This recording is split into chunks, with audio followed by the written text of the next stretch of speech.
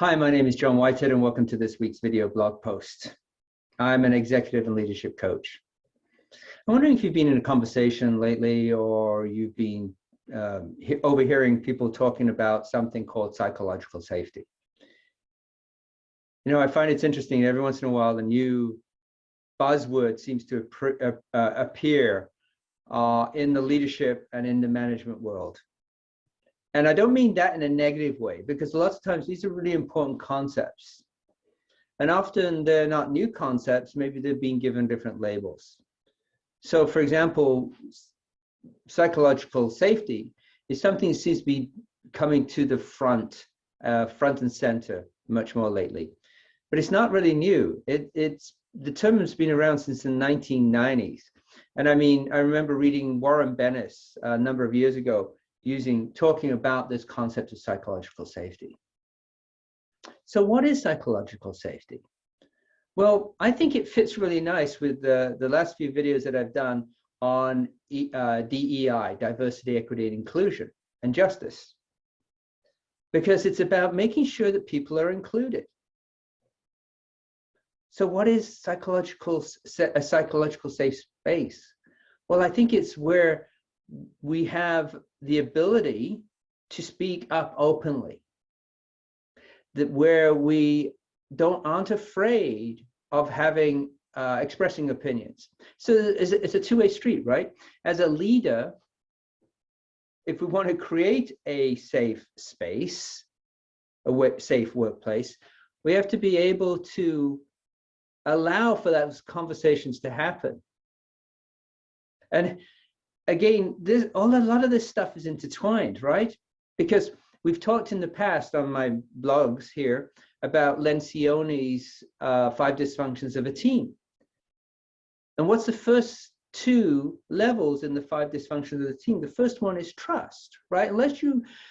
If you don't have trust, you can't move on in an organization. You have a dysfunctional organization. So you need to have that level of trust. You have to have a certain level of trust to begin with before you can do anything else. And the next level in Lencioni's model is conflict, right? One of the signs of a dysfunctional team is fear of conflict.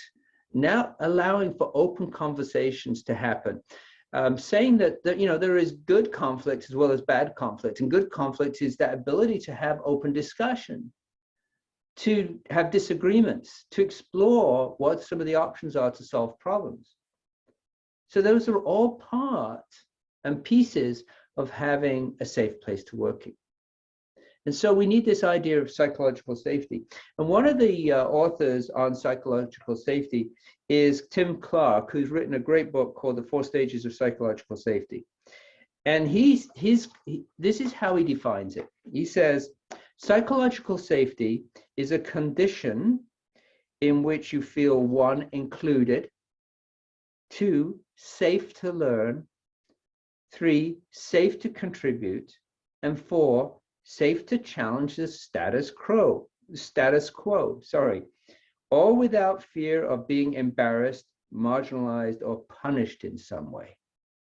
So let me say that again. It's to feel included.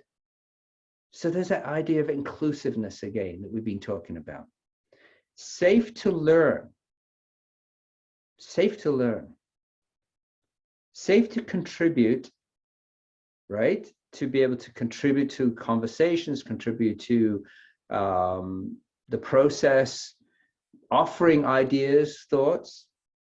And then finally, safe to challenge the status quo, all without fear of being embarrassed, marginalized, or punished in some way. And so again, I hearken this back to some of the other things we've talked about. I did a whole series on the leadership challenge, the work by Kouzes and Posner's. And one of his 5 practices is challenging the process, the ability to challenge the process and allow that to happen. Anyway, some key thoughts on psychological safety, and I want to explore those over the next few blog posts. So thanks for watching this one, and hopefully we will see you in the next one. Take care.